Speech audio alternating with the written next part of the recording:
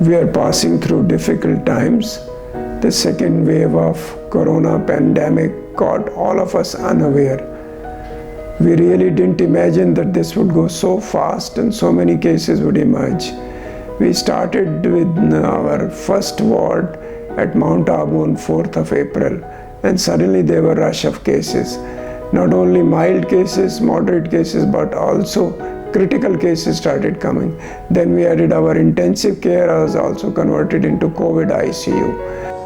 Really, it was a tough job, as I said, because every day there would be almost 50 to 60 patients in OPD, and we already created 2 wards for COVID patient, and we have one dedicated ICU which was created for COVID patients, and it consisted of about 10 beds.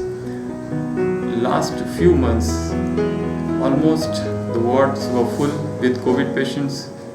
In ICU, whatever patients we were receiving, they were almost coming at the last gasping stage in a very, very bad shape. And most of them would go on ventilators. Some of them were managed with high flow oxygen and non-invasive ventilatory support.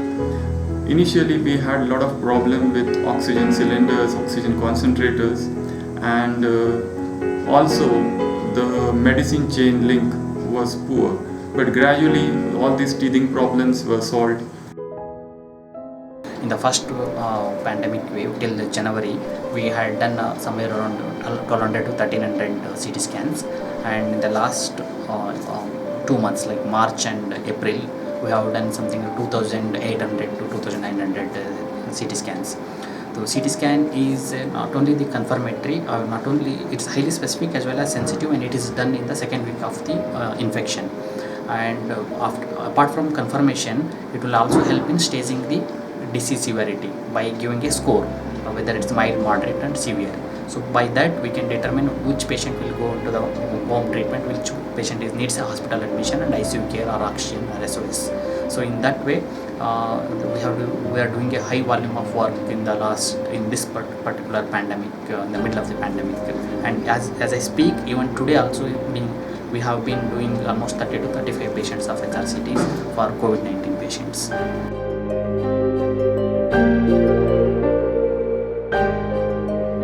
We have been able to manage the show because of the support of friends and well-wishers from India. We were proactive. We started oxygen plant at both the places. It is a PSA plant, but the production was not to match our requirement. We had to outsource our oxygen supplies from Gujarat because Rajasthan was not able to get us the oxygen. So we were able to manage the show, but it was quite challenging.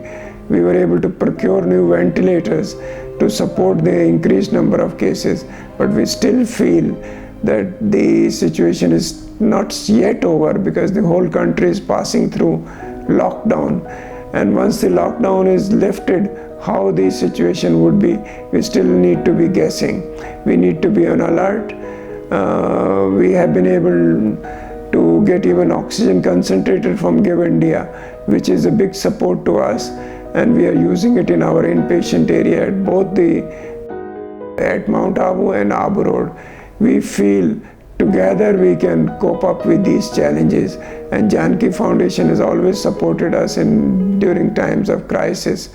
I'm sure our friends and well-wishers would definitely be more kind and generous to us. Thank you.